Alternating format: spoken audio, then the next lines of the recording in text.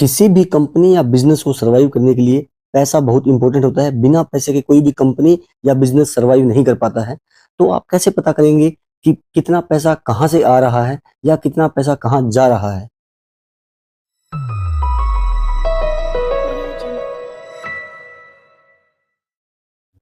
नमस्कार दोस्तों, स्वागत है आप सबका फंडामेंटल एनालिसिस की इस वीडियो सीरीज के पार्ट 6 में, जहां हम बात करेंगे एक बहुत ही इंपॉर्टेंट फाइनेंशियल स्टेटमेंट की, जिसको बोलते हैं कैश फ्लो स्टेटमेंट। हमने ऑलरेडी अपने पहले 2 वीडियो में जो 2 इंपॉर्टेंट स्टेटमेंट जो होती हैं फाइनेंशियल स्टेटमेंट कंपनी की,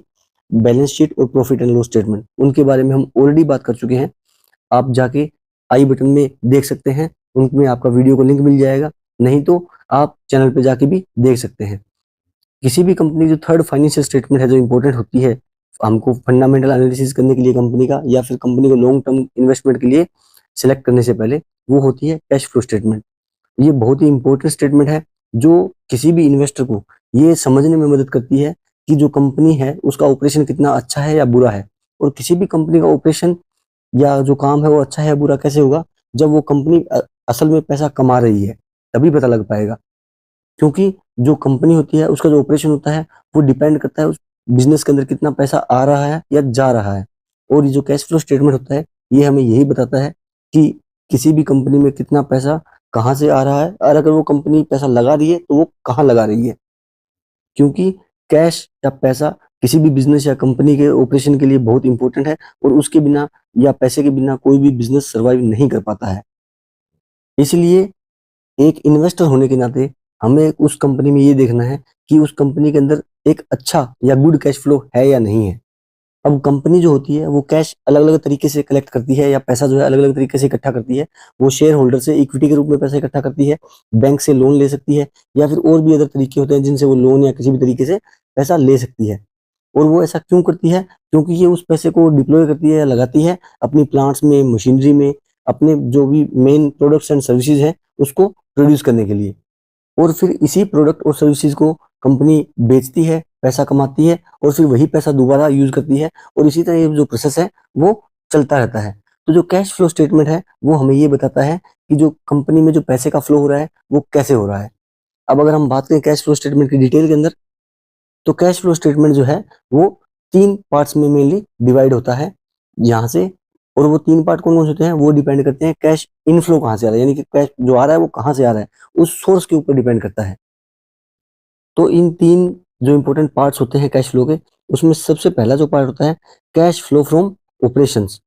यानी कि ऑपरेशंस की बात करें तो यानी कि मेनली जो कंपनी का जो मेन कोर बिजनेस है उससे कितना पैसा आ रहा है वो दिखाता है कैश फ्लो फ्रॉम ऑपरेशन। जो कैश फ्लो स्टेटमेंट के जो मेन 3 पार्ट्स होते हैं उसमें पहला part cash flow from operations होता है, और सेकंड पार्ट होता है कैश फ्लो फ्रॉम इन्वेस्टमेंट। नाम से आप समझ गए होंगे कि इन्वेस्टमेंट क्या होता है। और थर्ड जो पार्ट होता है कैश फ्लो फ्रॉम फाइनेंसिंग। तो अब इनको हम तीनों पार्ट्स को थोड़ा सा डिटेल में समझने की कोशिश करते हैं। तो अगर हम सबसे पहले बात करें कैश फ्लो जो होता है ऑपरेशंस के बारे में, यानी जो ऑपरेशन एक्टिविटी से जो कैश फ्लो होता है वो क्या होता है कि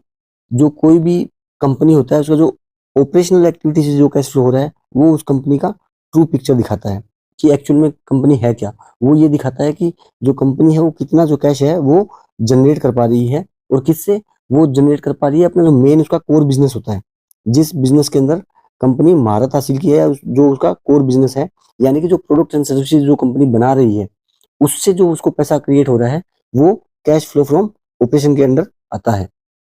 अब मेनली जो ऑपरेशनल एक्टिविटी होती है उसमें 3-4 टाइप की मेन एक्टिविटी होती है, जैसे कि जो प्रोडक्ट्स और सर्विसेज होती है उसका सेल्स, फिर उसका मार्केटिंग, क्योंकि मार्केटिंग करेगा तभी उसकी जो सेल्स है वो बढ़ती है। उसके बाद में आपकी जो मैन्युफैक्चरिंग होती है प्रोडक्ट्स एंड सर्विसेज की, वो मैन्युफैक्चरिंग भी इसी कैटेगरी के अंदर आती है। उसके बाद में अगर आपका टेक्नोलॉजिकल कोई अपग्रेडेशन हुआ है, क्योंकि अपग्रेड होगी कंपनी तभी उस अपने कंपटीटर के साथ compete कर पाएगी। उसके बाद में जो रिसोर्सेज होते हैं, रिसोर्स हायर करते हैं अलग अलग टाइप के, चाहे वो ह्यूमन रिसोर्स हो या किसी और टाइप का रिसोर्स हो, ये सब जितने भी एक्टिविटीज होती हैं ये ऑपरेशनल एक्टिविटी होती है। तो इन सब से जो भी पैसा जनरेट होता है वो कैश फ्लो फ्रॉम ऑपरेशन के अकाउंट के अंडर आता है। यानी कि ये मोटा मोटा जो पार्ट है ये हमें ये बताने की कोशिश करता है कि कंपनी है वो सही में कैश अपने बिजनेस से बना पा रही है, या उसका जो पैसा जो एक्चुअल में जो प्रोडक्ट सर्विस बेच के आना चाहिए था वो कहीं अटक रहा है। यानी कि जिसने आगे उसने सामान दे दिया या प्रोडक्ट और सर्विस उसने सेल कर दी, लेकिन उसका पैसा जो वापस आना था वो टाइम से आ नहीं पा रहा है। और वो हमें कैसा पता लगता है, जब ये जो कैश फ्लो फ्रॉम ऑपरेशन का जो पैसा है उसको जब हम बैलेंस शीट में नेट जो इनकम होती है या नेट प्रॉफिट जो होता है, जो हमने बैलेंस शीट के जो प्रॉफिट एंड लॉस स्टेटमेंट का जो पार्ट था उसमें हमने देखा था कि जो नेट प्रॉफिट या नेट इनकम होता है उसके साथ जब अगर हम कंपेयर करते हैं उस पार्ट में, तो अगर नेट इनकम और कैश फ्लो जो ऑपरेशन है इसमें अगर बहुत ज्यादा डिफरेंस है, इसका मतलब क्या है कि जो कंपनी है वो अपनी जो एक्चुअल प्रॉफिट है उसको कैश में बदल नहीं पा रही है। और अगर ऐसा होता है कि नेट इनकम और कैश फ्लो फ्रॉम ऑपरेशन में बहुत ज्यादा डिफरेंस है और कंसिस्टेंटली डिफरेंस आ रहा है, तो एज एन इन्वेस्टर आपको एक रेड फ्लैग है। तो इसलिए हमको ये ध्यान रखनी है कि जो कैश फ्लो फ्रॉम ऑपरेशन है और जो नेट प्रॉफिट है उसके बीच में जो डिफरेंस है वो कंसिस्टेंटली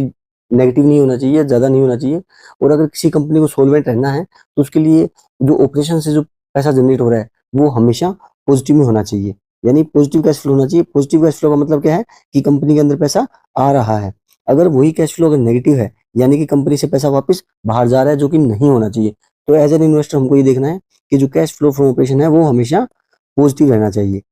और ये कैश फ्लो फ्रॉम ऑपरेशन जो है या जो नेट कैश फ्लो है वो हमेशा पॉजिटिव कब रहेगा, जब जो कैश फ्लो फ्रॉम ऑपरेशन है वो नेट इनकम से सरप्लस रहेगा। और जब इस केस में जब प्लस रहेगा तो इसका मतलब हम सेफली अज्यूम कर सकते हैं कि कंपनी जो है वो एक अच्छा ऑपरेशन कर रही है या अच्छा काम कर रही है। अब कैश फ्लो स्टेटमेंट का जो सेकंड पार्ट आता है वो आता है cash flow from investment activity. Investing भी बोल सकते हैं या इन्वेस्टमेंट एक्टिविटी, जैसा भी आप बोलना चाहें। यानी कि इससे नाम से हमें समझ आ जाएगा कि इन्वेस्टमेंट से यानी कि जो कंपनी का जो मेन बिजनेस है उसके अलावा कहाँ से पैसा आ रहा है, यानी कि इन्वेस्टमेंट से अगर कोई कंपनी का पैसा आ रहा है या नहीं आ रहा है। तो इस ये जो पार्ट है इसमें जो पैसा आता है वो हमें दिखाता है कि कंपनी जो है उसने जो अपना कैश जनरेट किया है ऑपरेशनल एक्टिविटी से उसको कहीं वो इन्वेस्ट कर रही है या नहीं कर रही है। क्योंकि अगर कंपनी इन्वेस्ट कर रही है कहीं ना कहीं तो वो ये दिखाती है कि कंपनी जो है वो इन्वेस्ट कर रही है ताकि उसको बाद जो लाइफ में बाद में कभी उसको उसका बेनिफिट मिल सके। और इन्वेस्ट कर रही है इसका मतलब ये क्या है, कंपनी अपनी सीरियस है अपने एक्सपेंशन के लिए और अपने बिजनेस के लिए, उसका सीरियसनेस वो जो ये एक्टिविटी है वो दिखाती है कि कंपनी अपने बिजनेस के लिए सीरियस है और एक्सपेंड कर रही है। अब अगर हम इन्वेस्टमेंट की बात करें तो कंपनी बहुत सारी जगह पे इन्वेस्टमेंट करती है, लेकिन मेनली अगर हम बात करें तो जो कंपनी है वो उसकी कोर असेट्स में इन्वेस्टमेंट करती है। और कोर असेट में जो आता है मेनली कि मशीनरी आ सकती है या फिर लैंड आते हैं, या फिर उसके बाद में आपका जो और असेट्स होते हैं जैसे कि प्लांट आ गया, इनमें भी कंपनी इन्वेस्टमेंट करती है। उसके बाद में आप जो कंपनी है वो इंटेंजिबल जो असेट्स होते हैं उनमें भी, इंटेंजिबल असेट्स में हम बहुत सारी चीजें होती है, सॉफ्टवेयर होते हैं जिनमें इन्वेस्ट करती है जो उनको रेगुलर यूज में आते हैं, या फिर नॉन करंट एसेट्स हो गए। और उसके बाद में सरप्लस फंड जो बचता है उसको कंपनी म्यूचुअल फंड्स में भी इन्वेस्टमेंट करती है, फिक्स डिपॉजिट्स में, या फिर डायरेक्टली स्टॉक्स में भी इन्वेस्टमेंट करती है। अब यहाँ पे एक इंपॉर्टेंट बात ध्यान देने की है कि जैसे कि हमने बात की थी कि कैश फ्लो फ्रॉम ऑपरेशन जो है वो हमेशा पॉजिटिव रहना चाहिए। पॉजिटिव यानी कि जो ऑपरेशनल एक्टिविटीज जो पैसा आ रहा है वो हमेशा पॉजिटिव होना चाहिए कि आता रहना चाहिए कंपनी के अंदर, वो एक गुड साइन होता है। लेकिन अगर हम cash flow from investment activity की बात करें तो ये लगभग नेगेटिव होना चाहिए। नेगेटिव का मतलब क्या है कि कंपनी से पैसा बाहर जा रहा है, और कंपनी से पैसा अगर बाहर जा रहा है नेगेटिव होना चाहिए। तो कैश पैसा अगर बाहर जा रहा है यानी कि कंपनी जो है वो इन्वेस्टमेंट कर रही है। तो अगर इन्वेस्टमेंट एक्टिविटी से जो पैसा है वो बाहर जा रहा है और नेगेटिव है तो वो एक इन्वेस्टर के लिए अच्छा साइन होता है। अब अगर किसी कंपनी का जो कैश फ्लो है जो इन्वेस्टमेंट एक्टिविटी से है वो अगर पॉजिटिव हो रहा है, क्योंकि हमने बात की कि जो cash flow from investment activity है वो हमेशा नेगेटिव रहना चाहिए यानी कि कैश बाहर जाना चाहिए। लेकिन अगर किसी कंपनी का कंसिस्टेंटली पॉजिटिव हो रहा है